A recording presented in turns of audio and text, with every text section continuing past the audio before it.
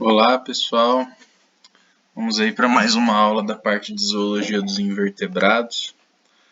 O assunto hoje vai ser os moluscos. Os moluscos, se a gente for traduzir o nome do filo, a gente diria que são os animais de corpo mole, tá? A gente agora vai estar falando de animais mais conhecidos da nossa vida. Eu acho que todo mundo já deve ter visto uma lesma ou um caramujo. As pessoas que costumam ir à praia ou a rios já devem ter visto os bivalves, né, moluscos de duas conchas, como mexilhões, por exemplo. Já devem ter visto em desenhos, por exemplo, lula, polvo, né, o caso do lula molusco, do Bob Esponja. Então são animais que estão mais presentes no nosso dia a dia, por isso provavelmente vocês vão sentir um pouco mais de facilidade de entender de quem que a gente está falando, conforme a aula for acontecendo. Então, outra coisa importante é que eles são muito usados e muito apreciados na gastronomia.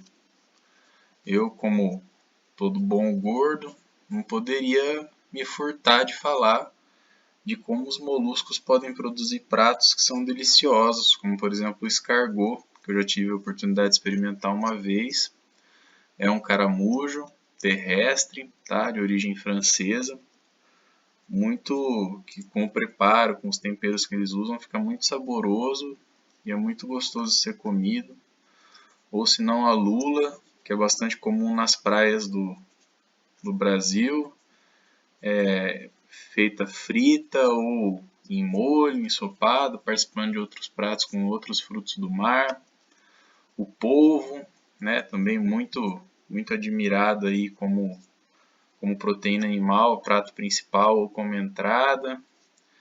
E as vieiras, né? As vieiras, elas são talvez dos frutos do mar mais gostosos que existem, também muito consumidos e de um preço elevado, tá?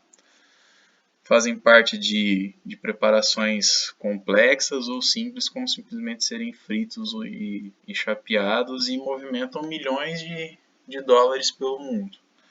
Além disso, eles estão presentes no imaginário popular, no caso das lulas gigantes ou lulas colossais. Para vocês terem uma ideia, uma comparação com o maior animal da Terra, a baleia azul, e com um caminhão que tem 7 metros, elas podem chegar a 18 metros de comprimento, tá?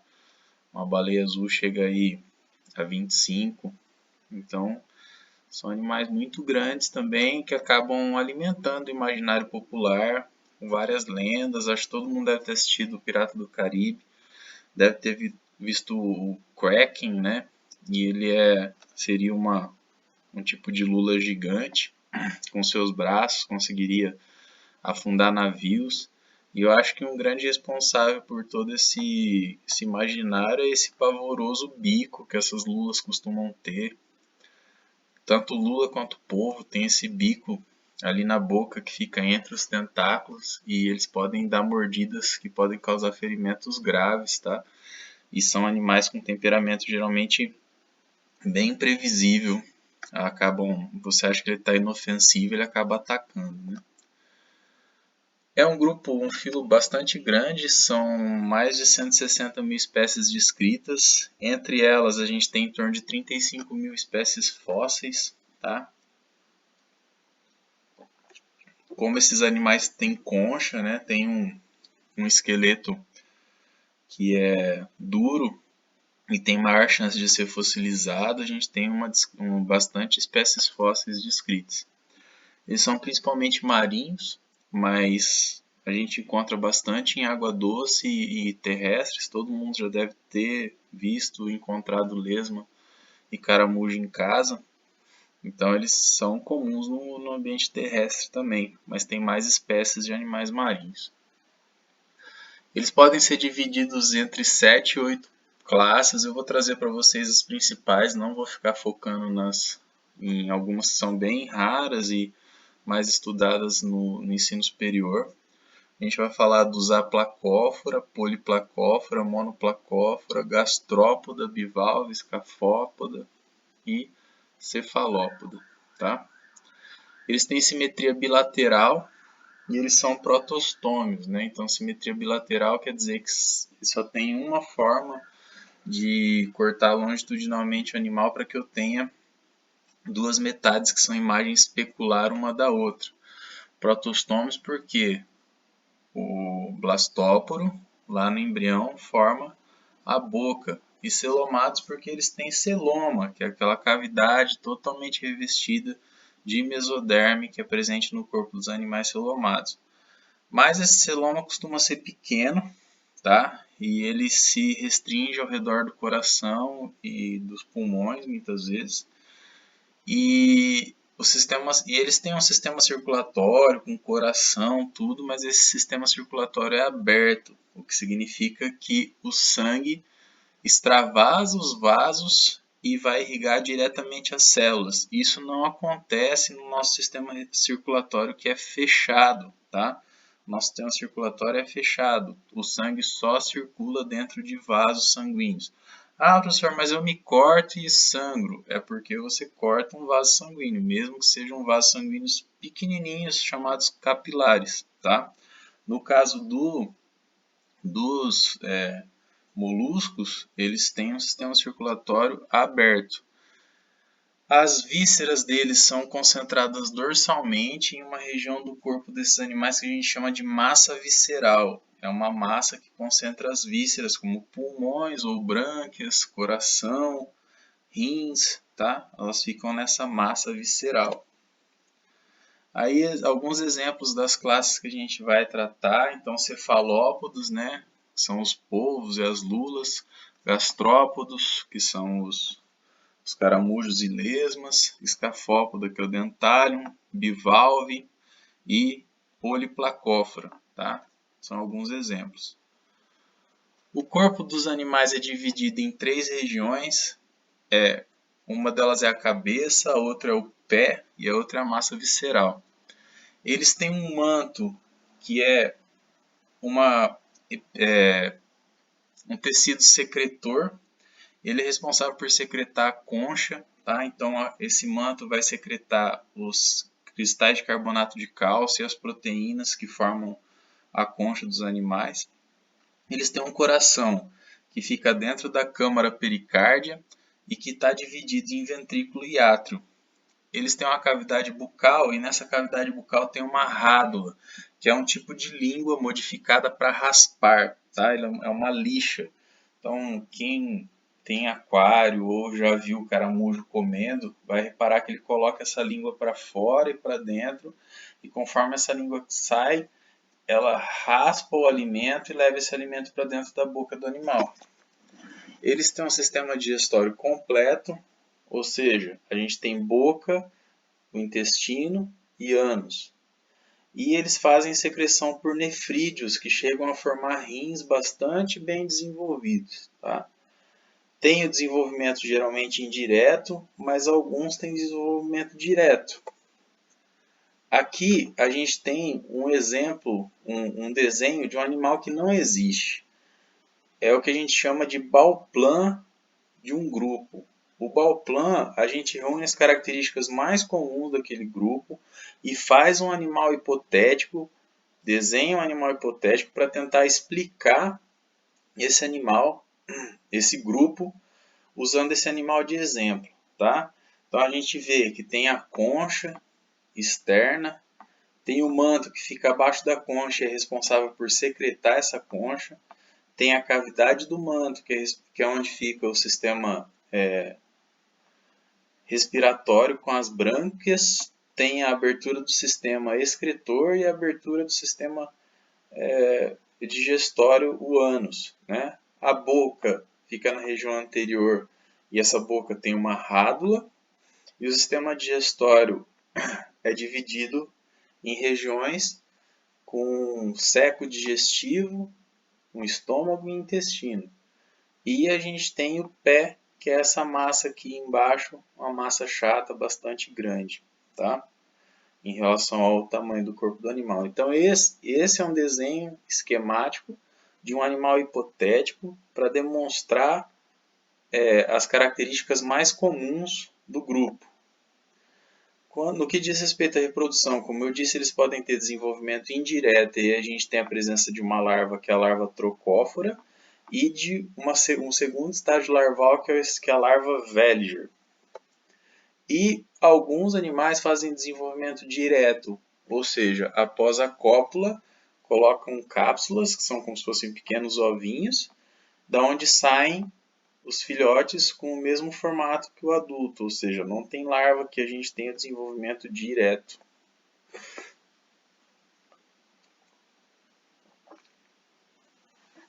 Esse molusco generalizado, o Bauplan, a gente encontra o manto, que é esse epiderme dorsal secretora que secreta a concha, a concha, que é um capuz cônico simples e baixo formado por 3 camadas, que são elas o perióstraco, que é a camada mais externa, que é uma cobertura de proteína, uma proteína dura, chamada concholina. Quem já catou conchinha na praia já deve ter reparado que algumas conchinhas são brilhantes e outras são opacas. Aquelas que são brilhantes é porque é de um animal que acabou de morrer e ela ainda não perdeu essa camada externa de proteína de concholina.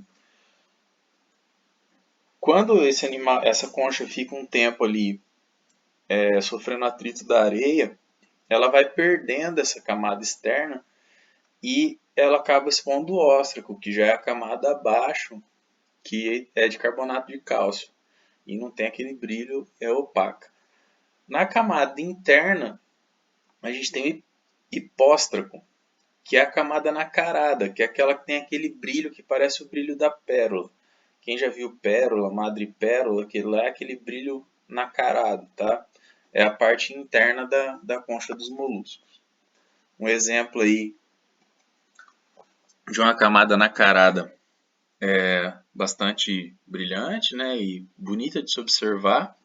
Se vocês repararem, a pérola vai ter o mesmo padrão, né, da camada nacarada do animal, porque ela é resultado de uma secreção do manto, um sistema de defesa do animal, tá? A gente vai falar a respeito disso. Aqui é para vocês terem um detalhe da concholina, né, que é a proteína que fica na parte externa da concha. Então essa proteína é brilhante e ela impermeabiliza e protege as camadas mais internas da concha.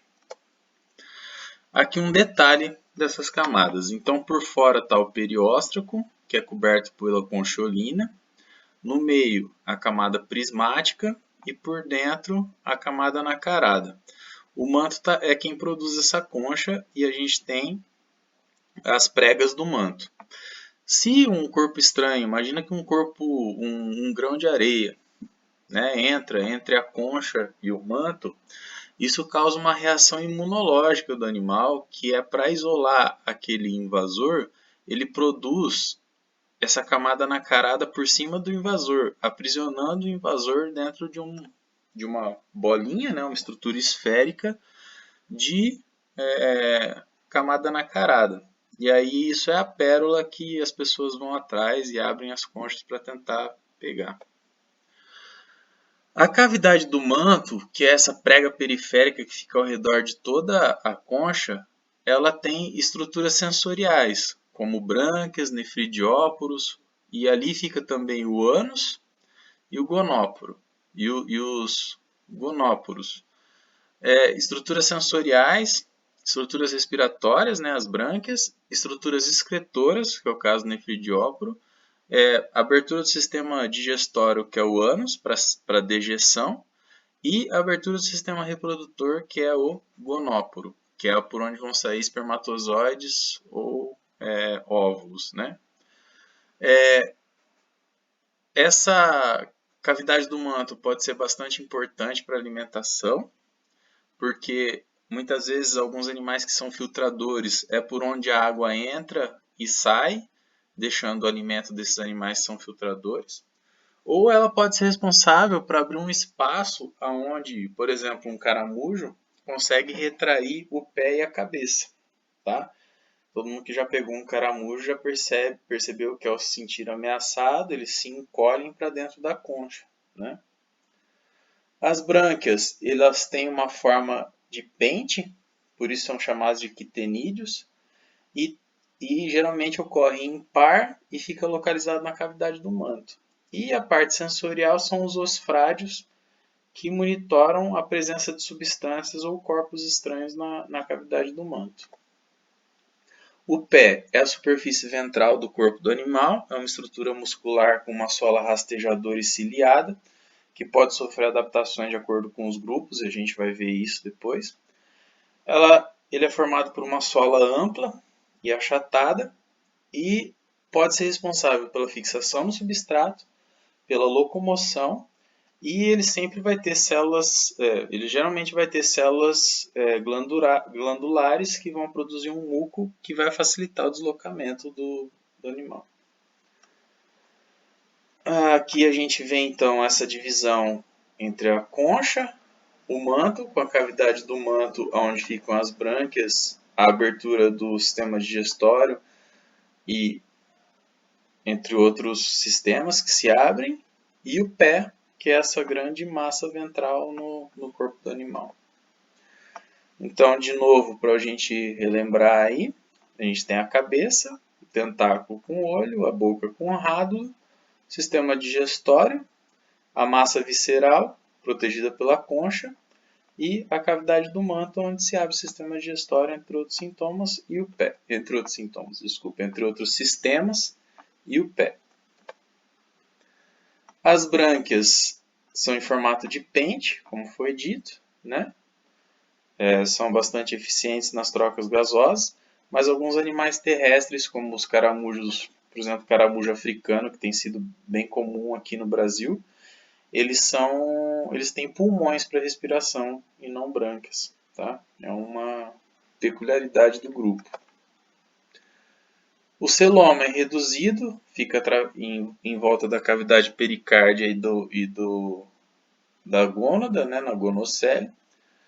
Eles têm um transporte interno através de um sistema hemal, que é aberto, com o coração, a aorta dorsal, vasos sanguíneos, sangue, que é chamado no caso de hemolinfa, e hemocele. Esse sangue, ele tem células que são amebócitos, né, forma de ameba, que é do sistema para cicatrização, sistema imunológico do animal, e um pigmento respiratório que é a hemocianina. E a excreção é feita através de rins, sistema metanefridial. Mais um detalhe aí da anatomia, né, do animal, que a gente já viu. Boca com rádula, um anel nervoso na região do início do sistema digestório, estômago e intestino, o ânus se abrindo na cavidade do manto, sistema respiratório, brânquia, também na cavidade do manto, sistema circulatório, coração, com o celoma ao redor e a gônada ao lado. Então o sangue é capturado pelo sistema circulatório, levado até a brânquia, onde é oxigenado e depois devolvido na hemocele, que é o sistema circulatório aberto. Tá aí um detalhe do sistema hemal, então tem cabeça e pé e a massa visceral. E o sangue passa pela brânquia, é oxigenado. O coração pulsa, expulsa o sangue dos vasos. E esse sangue vai então passar pela massa visceral, pela cabeça e pelo pé. Passar pelo nefrídeo, onde vão ser retiradas as excretas, que vão ser jogadas através do nefridióporo. E volta para a brânquia para ser oxigenado novamente. A boca, um detalhe, a rádula. Alguns animais dos moluscos têm rádulas bem fortes e bastante abrasivas, capazes de retirar pedaços de rocha, por exemplo. Existe um caso de um molusco que ele começa a comer algas que se acumulam em rochas, e ele vai comendo e abrindo um buraco na rocha, e ele vai entrando dentro desse buraco da rocha, E ele cresce, né, com o desenvolvimento dele. E aí acaba que o buraco por onde ele entrou acaba ficando menor do que o buraco, do que o tamanho dele. Ele não consegue mais sair dali de dentro, né? Vai viver a vida dele toda dentro daquele buraco que ele mesmo cavou. E essas línguas, elas muitas vezes são estudadas para tentar se produzir lixas e materiais abrasivos mais eficientes. É o que a gente chama de bioinspiração, né? Um objeto que é inspirado em um ser vivo, né? Aqui, detalhes da larva. A reprodução a gente vai falar particularmente em cada grupo, porque ela varia bastante de um grupo para o outro, tá? A larva Veliger, né? Em detalhes, aí já com uma protoconcha, que é o que vai dar origem à concha depois, tá? E uma foto de uma larva Veliger. Agora vamos falar das classes. A primeira classe é a aplacófora, A sem placoconcha, né? Então o corpo sem concha. Muitas pessoas pensam, corpo sem concha, então são as lesmas. Não, as lesmas são gastrópodos. Elas teriam perdido a concha secundariamente durante a evolução, tá? Os aplacóforas são exclusivamente marinhos e eles são bentônicos. Aqui é uma palavra nova, né? Bentônico. O que é um animal bentônico? É um animal que vive no fundo de um corpo d'água. Lá na areia, no mar ou nas rochas, lá no fundo do rio, tá? São animais vermiformes, ou seja, tem forma de verme, né? E a epiderme desses animais secreta espículas e escamas, né? Não forma concha, eles têm escamas e espículas. É um grupo relativamente pequeno, só 250 espécies, e aqui no Brasil a gente tem em torno de 4 descritas. Mas eles têm rádula, eles têm várias características que fazem com que a gente acredite que eles sejam moluscos, apesar de não ter concha. O grupo dos monoplacófora. Placófora, corpo com concha, né? Então é uma concha. Geralmente quando eu falo esse nome, o pessoal logo pensa, é o caramujo, ele tem só uma concha. Não, de novo, o caramujo é um gastrópodo. Os monoplacófora também são exclusivamente marinhos e eles são características de águas bastante profundas. Eles têm um pé achatado e uma concha única. Então, o pé achatado, arredondado e uma concha única. Tá?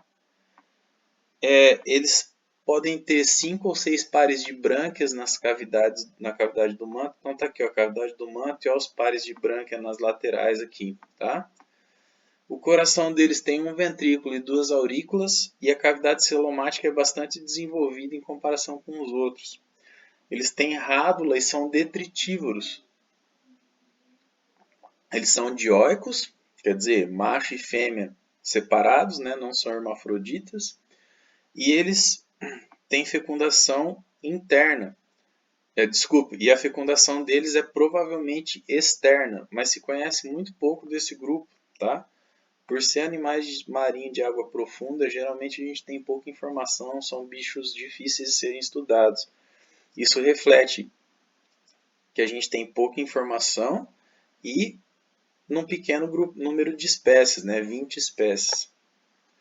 Aqui um detalhe maior da anatomia, então, né? Na região anterior, que fica onde a concha é mais larga, tem a boca com a rádula, o sistema digestivo do animal, o coração com um ventrículo e 2 aurículas, e a região posterior da cavidade do manto, onde está o ânus. E ao longo da concha, na cavidade do manto, a gente vê as brânquias. 1, 2, 3, 4. Então, a brânquia em formato de quitenídeo. Tá? E o pé, bastante grande na região ventral. Aqui um desenho mostrando a anatomia externa. Então, dorsal, essa região desse bico é a região anterior e essa região aqui é a posterior. Na região anterior, a boca, que tem a rádula.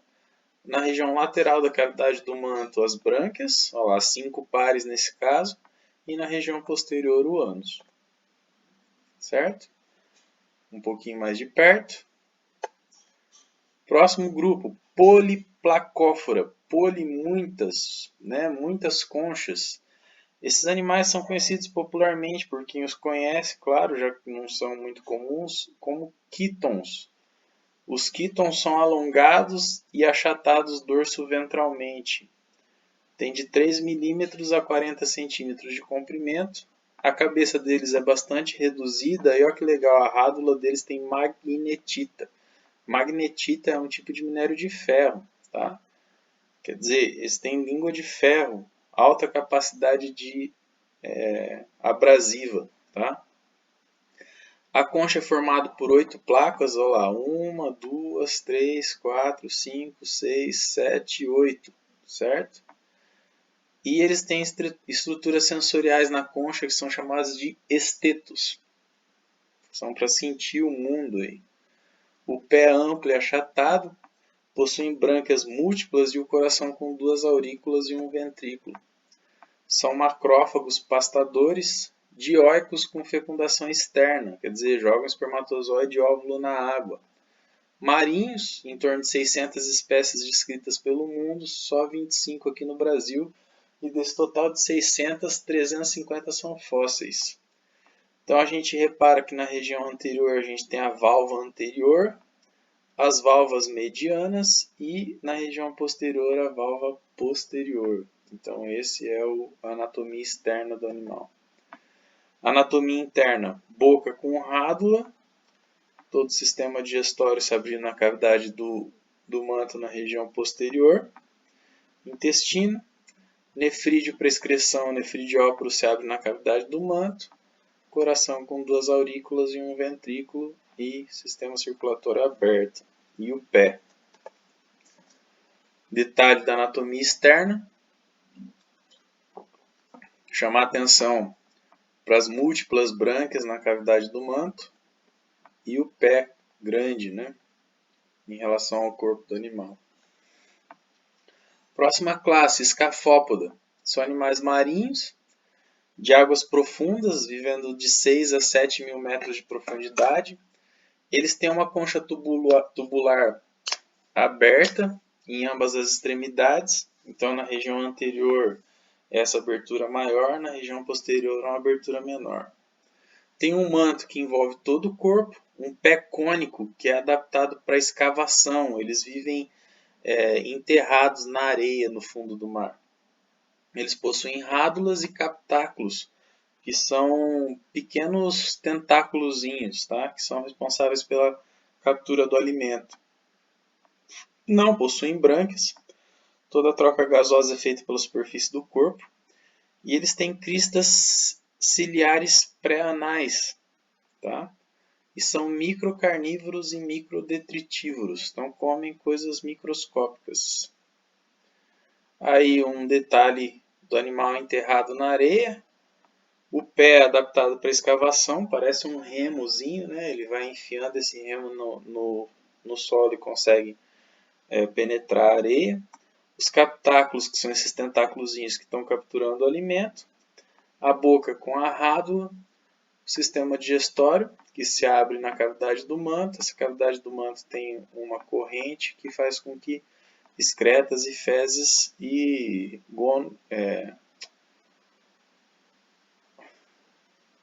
as células reprodutivas, né, espermatozoides e óvulos, saiam pela abertura da concha que fica para fora da areia. Tá?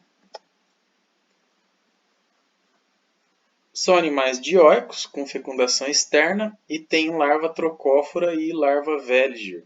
Tá? Cerca de 350 espécies no mundo, aproximadamente 30 espécies no Brasil. Classe Gastrópoda. São as lesmas e caracóis. Elas podem ter uma concha ou não apresentar concha nenhuma. Né? São carnívoros e herbívoros. Podem ser monóicos e dioicos, dependendo da espécie. Podem ser hermafroditas ou não. E o pé é musculoso e ventral. Né? Então aqui uma imagem microscópica da rádula de um gastrópoda e exemplos de gastrópoda, né? Que animal bonito, vermelho, esse com a concha bem fina, quase transparente. E aqui algumas conchas que a gente encontra no mar, elas têm, né, na praia eles têm um formato assim, um animal, uma concha bastante bonita, inclusive é usada como para coleção, né? O pessoal faz coleção de conchas. Aqui um detalhe da região ventral, né, do animal. E vejam só que interessante, e é uma característica exclusiva de gastrópoda. Eles têm uma torção na massa visceral, que possibilita, melhora o deslocamento e a movimentação do animal, porque a massa visceral fica na região mediana do corpo, concentrada ali naquela região, mas que faz com que as aberturas de sistema digestório, excretor, reprodutor, respiratório fiquem na região anterior do corpo do animal. Então aqui todos os outros a gente tem a boca de um lado e o ânus do outro. Aqui a gente tem a boca e a abertura do manto voltado para o mesmo lado, tá? Com brânquias e toda a parte de abertura do sistema digestório e excretor, tá? A concha e o pé. Eles têm larvas, larva trocófora, tá? E alguns têm desenvolvimento direto. Então aqui um detalhe do sistema, da anatomia interna e externa de um caramujo. O corpo desse animal com o pé, toda a massa visceral dele, concentrada dentro da concha. A cabeça, onde está a boca, o sistema sensorial com o olho e a encefalização, né? O início de uma encefalização, a gente vê aqui.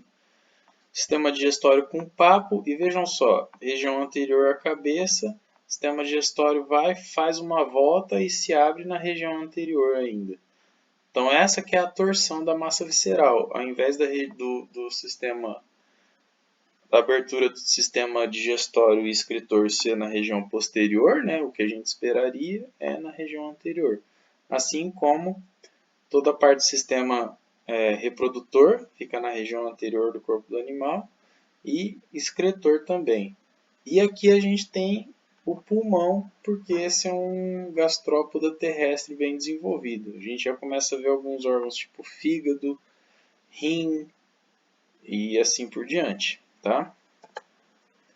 Agora algumas fotos desses animais, são animais que podem ser bem bonitos. Ó, esse é um gastrópoda de marinho, azul com amarelo, é um bicho muito bonito. E aqui uma curiosidade, quando a gente fala de concha, a gente pode ter conchas destrais ou sinistrais. Destrais são aquelas que fazem as suas voltas para a direita, né? Então quando a gente olha ele com a abertura na nossa direção, a gente vê a abertura do lado direito. E sinistras são aquelas que a abertura é do lado esquerdo, tá? As destrais são muito mais comuns do que as sinistras, e isso faz com que quem coleciona valorize muito as sinistras, né? Porque elas são raras. E geralmente em coleção o que é raro é o que é mais caro, né? A beleza dessas conchas justifica muito a busca por elas e a questão de ser colecionável, tá? Os gastrópodos também representam um problema quando a gente fala de animal invasor, que é o caso do famoso caramujo africano. O caramujo africano foi trazido para cá como uma opção de produção de alimento barato e fácil, né, de ser produzido. E ele é comestível se criado em condições de sanidade animal, né? Isso praticamente todo animal, se ele é criado de forma não controlada, ele pode trazer riscos para quem o consome, né? E isso não é diferente no caramujo africano, tá? E ele tem se reproduzido muito rapidamente aqui no Brasil e colocado em risco as espécies originais daqui. E aqui essa pesquisadora é bastante importante nesse assunto e ela está mostrando aqui a diferença, né, da concha do caramujo africano e do nosso caramujo natural daqui. Então o caramujo natural daqui ele tem essa concha com essa borda rósea, tá? Esse é nativo, é o que a gente deve conservar. Agora o africano, a borda dele já não tem essa parte rosada. E ele é invasor e deve ser excluído dos nossos biomas, né, dos nossos ecossistemas.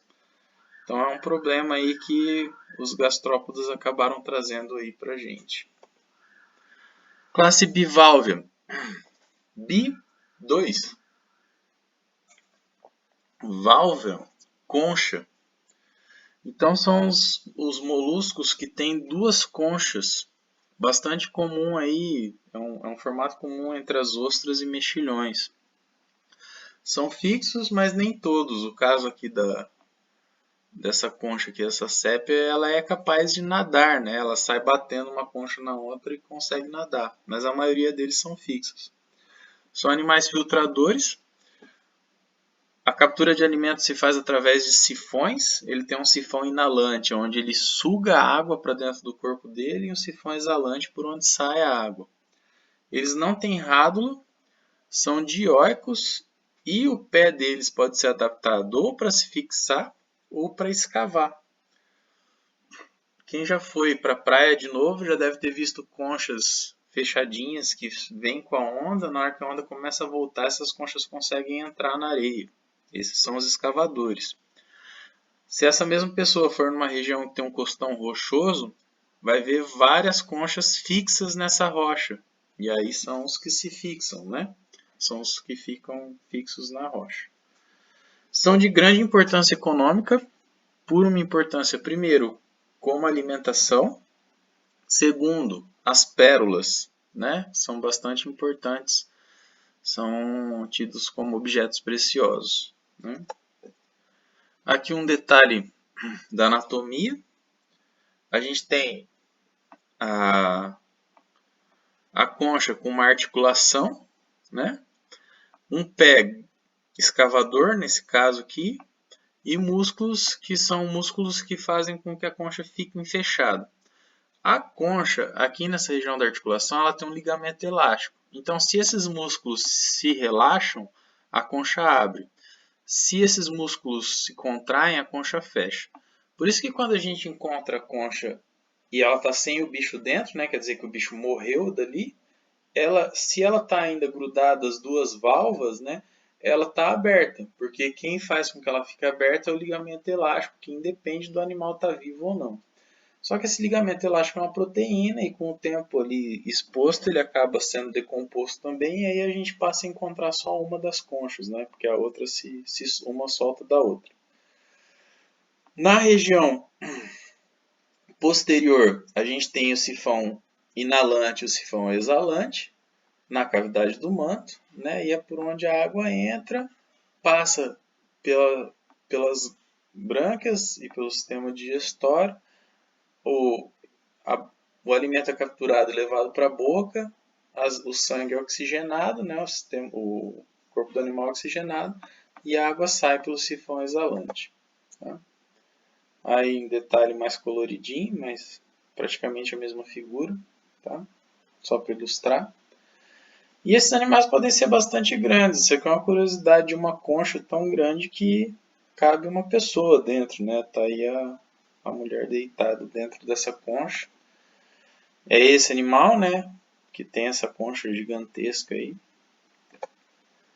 Mas geralmente a gente costuma encontrar eles menores na praia, e exemplos, né, de concha que a gente consegue encontrar.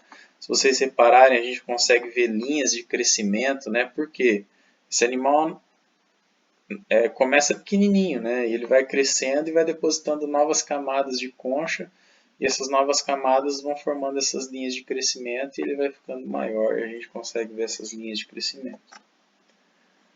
Aqui um exemplo da importância na alimentação que esse animal tem, né? A ostra, geralmente consumida crua com limão e sal. Né? Os mexilhões, que já são geralmente consumidos cozidos em pratos elaborados. E as pérolas, né? Que são objetos valiosos aí, a gente já viu até como elas são formadas. Também nos bivalves, né, moluscos bivalves, a gente tem um molusco que é um invasor, que é o mexilhão dourado. O mexilhão dourado provavelmente chegou aqui no Brasil em água de lastro de navio. Para quem não sabe, quando um navio sai daqui do Brasil cheio de soja e chega lá na China e descarrega soja lá, esse navio não pode voltar vazio. E se ele não tiver o que trazer, ou se ele for trazer menos coisa do que a capacidade dele, ele tem tanques no casco que ele enche de água para que ele fique mais pesado e mais estável, senão ele vai ter o risco de virar, né? Então ele pega a água lá na China e quando chega aqui no Brasil e vai ser carregado, ele descarta essa água. E esse descarte dessa água traz então muitas vezes larvas, né, e que podem ser problema e podem invadir os nossos ecossistemas. E é o caso do mexilhão dourado, que é um mexilhão de água doce, mas que de alguma forma chegou aqui na região da foz do Rio Paraná, entrou pelo Rio Paraná e foi subindo, né? Já tem registro aí até aqui no Mato Grosso do Sul desse mexilhão, tá? É um animal invasor que está ameaçando a fauna silvestre, além de causar problemas principalmente em usinas hidrelétricas, que são muito comuns aqui no Brasil. Eles se fixam dentro das tubulações e entopem essas tubulações, travam turbinas e geram aí bastante problemas para o pessoal das usinas. Tá? Aí o desenvolvimento da invasão ao longo dos anos, né? Então a gente já tem ele até aqui na região do Mato Grosso do Sul. E eles formam essa camada enorme aí, fechando tudo. Mais uma classe cefalópoda, é a classe das lulas, polvos, náutilos, sépia. Então aqui, ó, sépia, lula, náutilos e polvo. O náutilos é o único que tem uma concha externa, tá? Polvo não tem concha. Lula e sépia tem concha, mas ela é interna, tá? Eles têm um sistema circulatório fechado. Aqui já tem vasos sanguíneos que levam sangue para todo o corpo do animal. São carnívoros predadores, alguns bastante vorazes, inclusive. E tem tentáculos, além de um sistema nervoso muito desenvolvido. Eles são animais que se comunicam, para vocês terem uma ideia, pelas cores do corpo deles. E há relatos de capacidade de adestramento. O pessoal consegue adestrar, além de serem predadores muito astutos e muito eficientes na sua predação. Tá? Então são animais muito inteligentes. E eles têm neurônios bem desenvolvidos. E para vocês terem uma ideia, boa parte do que a gente sabe sobre o funcionamento dos neurônios foi estudado em neurônios de lula gigante. Em neurônios gigantes de lula, na verdade. Que são neurônios bastante grandes, maiores do que os nossos e possibilitam uma análise mais detalhada. Aí a anatomia externa de uma lula, né, com nadadeira, o manto, um funil que é usado na locomoção, o animal solta a água ali com pressão e possibilita uma navegação a jato, né, de água, o olho e os braços e um tentáculo. Aqui uma foto mais de perto de um náutilo. E são animais também bem importantes na gastronomia, com vários pratos como base, né? Aqui, e também no comércio pet. Se vocês olharem nos pet shops, vocês vão ver esses sepia bones, ou osso de sépia, que são usados na criação de aves e de répteis como suplemento de cálcio, né, para esses animais. Além disso, como assunto interessante, a gente tem as lulas gigantes ou lulas colossais aí também, que são animais bem grandes e estão sempre no nosso imaginário aí. De novo, vocês terem uma ideia do animal. Pessoal, os moluscos terminam por aqui. Eu agradeço a atenção aí. Espero que as aulas que eu estou gravando estejam servindo para vocês gostarem de zoologia. A nossa próxima aula vai ser sobre anelídeos. E aí a gente vai dar sequência no tema da zoologia dos invertebrados. Até a semana que vem a gente deve entrar na zoologia dos vertebrados. certo? Um abraço, fiquem em casa e fiquem à vontade para tirar dúvidas lá pelo WhatsApp. Tchau, tchau.